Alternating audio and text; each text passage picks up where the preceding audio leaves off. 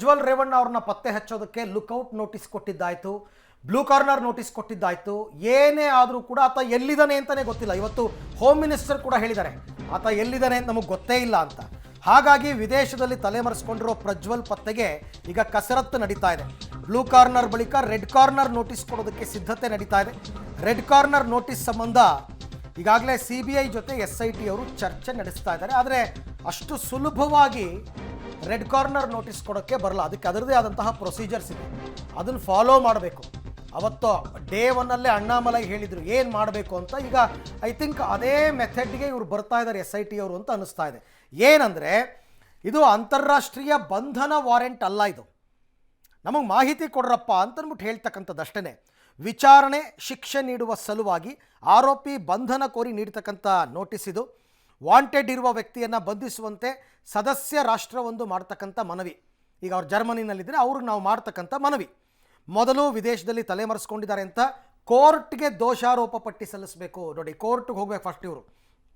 ಆಗ ಆರೋಪಿಯ ಪತ್ತೆಗೆ ಕೋರ್ಟ್ ವಾರೆಂಟ್ ಕೊಡುತ್ತೆ. ಆ ವಾರೆಂಟನ್ನು ಪಡೆದು CBIಗೆ ಅದನ್ನು ಹಸ್ತಾಂತರ ಮಾಡಬೇಕಾಗುತ್ತೆ. ಕೋರ್ಟ್ ಹಿಂಗೆ ಹೇಳಿದೆ ಅಂತ.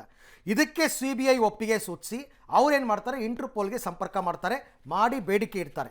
CBIನವರು ಸೂಚಿಸಿದರೆ ಆಗ ಇಂಟರ್ಪೋಲ್ನವರು ರೆಡ್ ಕಾರ್ನರ್ ನೋಟಿಸನ್ನು ಜಾರಿ ಮಾಡ್ತಾರೆ.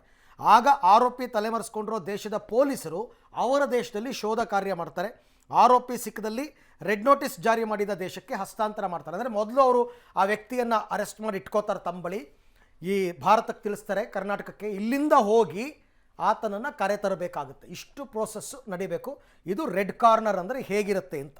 ಕಿಡ್ನಾಪ್ ಪ್ರಕರಣದಲ್ಲಿ ಈಗ ಜೈಲಿನಲ್ಲಿ ಇರುವಂತಹ ರೇವಣ್ಣ ಅವರಿಗೆ ನಾಳೆ ಜಾಮೀನು ಸಿಗುತ್ತಾ ಇಲ್ವಾ ಅನ್ನುವಂತಹ ಭವಿಷ್ಯ ನಿರ್ಧಾರವಾಗುತ್ತೆ. ಕಾರಣ ಗುರುವಾರದ ಒಂದು ವಿಚಾರಣೆ ಏನಿತ್ತು ಅವತ್ತು ಸೋಮವಾರಕ್ಕೆ ಮುಂದೂಡಿಕೆಯನ್ನ ಮಾಡಿದ್ರು. ಆಕ್ಷೇಪಣೆಯನ್ನ SIT ಸಲ್ಲಿಕೆ ಮಾಡಿತ್ತು. ಅದರ ಜೊತೆಗೆ ಹೆಚ್ಚುವರಿಯಾಗಿ ನಾವು ಆಕ್ಷೇಪಣೆಯನ್ನ ಸಲ್ಲಿಸಲಿಕ್ಕೆ, ವಾದವನ್ನ ಮಾಡಲಿಕ್ಕೆ ಅವಕಾಶ ಬೇಕು ಅಂತ ಕೋರಿತ್ತು. ಈ ಹಿನ್ನೆಲೆಯಲ್ಲಿ ನಾಳೆ ಏನಾಗುತ್ತೆ ಬಹಳ ಕುತೂಹಲ. ನಾಳೆ ಬೇಲ್ ಸಿಗುವ ನಿರೀಕ್ಷೆಯಲ್ಲಿ ಮಾಜಿ ಮಂತ್ರಿ ರೇವಣ್ಣ ಅವರಿದ್ದಾರೆ. ಸರ್ಕಾರಿ ರಜೆ ಹಿನ್ನೆಲೆಯಲ್ಲಿ ಅವರ ಆಪ್ತರಿಗೆ ಅವರ ಭೇಟಿಗೆ ಅವಕಾಶ ಇರಲ್ಲ, ಹಾಗೆ ಯಾರೂ ಕೂಡ ಬಂದಿಲ್ಲ. ಕಿಡ್ನಾಪ್ ಪ್ರಕರಣದಲ್ಲಿ ಜೈಲನ್ನ ಸೇರಿದ್ದಾರೆ ರೇವಣ್ಣ ಅವರು. ಕಳೆದ 4 ದಿನಗಳಿಂದಲೂ ಕೂಡ ಅವರು ಜೈಲಿನಲ್ಲಿದ್ದಾರೆ. ಹಾಗಾಗಿ ನಾಳೆ ಏನಾಗಬಹುದು, ಮಂಗಳವಾರಕ್ಕೆ ಅವರು 7 ದಿನಗಳ ಏನು ಕಸ್ಟಡಿ ಇದೆ, ನ್ಯಾಯಾಂಗ ಬಂಧನ, ಅದು ಮುಕ್ತಾಯವಾಗುತ್ತೆ. ಸೊ ಅದಕ್ಕೆ ಬಿಫೋರ್ ಅವರ ಜಾಮೀನು ಅರ್ಜಿಯ ಭವಿಷ್ಯ ನಾಳೆ ನಿರ್ಧಾರವಾಗುತ್ತೆ. ಅದು ಏನಾಗುತ್ತೆ ಅನ್ನೋದರ ಮೇಲೆ ಮುಂದುವರೆದಂತೆ ಪ್ರಕ್ರಿಯೆಗಳೆಲ್ಲ ಗೊತ್ತಾಗುತ್ತೆ. ಪ್ರಜ್ವಲ್ ಪೆನ್ಡ್ರೈವ್ ವೈರಲ್ ಪ್ರಕರಣಕ್ಕೆ ಸಂಬಂಧಪಟ್ಟಂತೆ ಪ್ರಕರಣವನ್ನು CBIಗೆ ವಹಿಸುವಂತೆ BJಪಿಗರು ಪಟ್ಟು ಹಿಡಿದಿದ್ದಾರೆ. ಪ್ರಜ್ವಲ್ ಪ್ರಕರಣದಲ್ಲಿ ಕೆಲವರನ್ನು ಸಿಲುಕಿಸಲಾಗ್ತಾ ಇದೆ, ಆದರೆ ಅಪರಾಧಿಗಳನ್ನು ಇವರು ಅರೆಸ್ಟ್ ಮಾಡ್ತಾ ಇಲ್ಲ. SIT ತನಿಖೆ ಸರಿಯಾಗಿ ನಡೀತಾನೇ ಇಲ್ಲ ಅಂತ ಇವರ ಆರೋಪ. ಅಪರಾಧಿಗಳನ್ನು ಬಂಧಿಸಿಲ್ಲ, ಮಾಹಿತಿ ಕೊಟ್ಟವ್ರನ್ನ ಬಂಧಿಸ್ತಾ ಇದ್ದಾರೆ ಅಂತೆಲ್ಲ BJಪಿ ನಾಯಕರು ಹೇಳಿದ್ದಾರೆ. ಯಾರು ಸಮರ್ಥನೆ ಮಾಡೋ ಪ್ರಶ್ನೆನೇ ಇಲ್ಲ.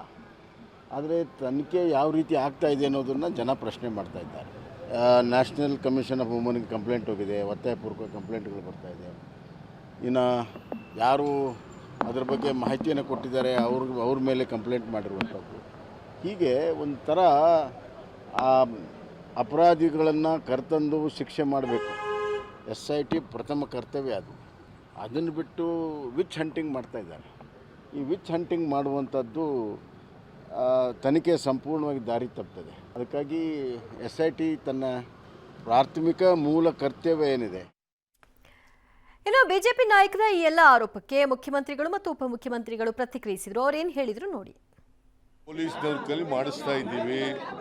ನಮಗೆ ಪೊಲೀಸ್ನವ್ರ ಬಗ್ಗೆ, ನಮ್ಮ ಪೊಲೀಸ್ನವ್ರ ಬಗ್ಗೆ ಸಂಪೂರ್ಣ ನಂಬಿಕೆ ಇದೆ, ವಿಶ್ವಾಸ ಇದೆ.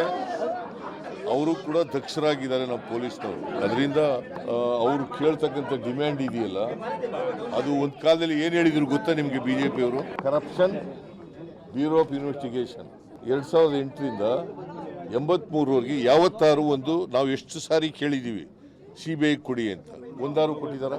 ಮತ್ತೆ ಅವ್ರಿಗೆ ಯಾವ ನೈತಿಕತೆ ಇದೆ? CBI ಕೊಡಿ. ನಮ್ಮ ಪೊಲೀಸ್ನವ್ರ ಮೇಲೆ ಯಾಕೆ ನಂಬಿಕೆ ಇಲ್ಲ ಅವ್ರಿಗೆ? ಸರ್, ಪೆಂಡ್ರಾ ಕೇಸ್ನ CBI ಕೊಡಿ ಅನ್ನುವಂತ ಆಗ್ರಹ ಬರ್ತಾ ಇದೆ. ಪದೇ ಕೇಳ್ತಾ ಇದ್ದಾರೆ ಸರ್. ನಾನು ಎಷ್ಟು ದಿನ ಮಾತಾಡಲಿ ಆ ವಿಚಾರ? ಇವರ ಆರೋಪ ಪ್ರತ್ಯಾರೋಪ ಏನಾದರೂ ಇರಲಿ, ಒಟ್ಟಾರೆ SIT ಅವರಿಗೆ ಅವ್ರು ಅಂದುಕೊಂಡಷ್ಟು ಸುಲಭ ಆಗಿಲ್ಲ. ಈ ಪ್ರಕರಣ ದಿನದಿಂದ ದಿನಕ್ಕೆ ಜಟಿಲವಾಗ್ತಾ ಇದೆ. ನಿಷ್ಪಕ್ಷಪಾತವಾಗಿ ತನಿಖೆ ನಡೆಸಿ ಯಾವುದೇ ರಾಜಕೀಯ ಒತ್ತಡಗಳು ಬರದಂತೆ, ಬಂದರೂ ಮಣಿಯದಂತೆ ಈ ಪ್ರಕರಣದ ತನಿಖೆ ನಡೆಸಿದಾಗ ಮಾತ್ರ ನಿಜವಾದ ಅಪರಾಧಿಗಳಿಗೆ ಶಿಕ್ಷೆ ಆಗುತ್ತೆ ಅಂತ ಮೇಲ್ನೋಟಕ್ಕೆ ಅನ್ನಿಸ್ತಾ ಇದೆ.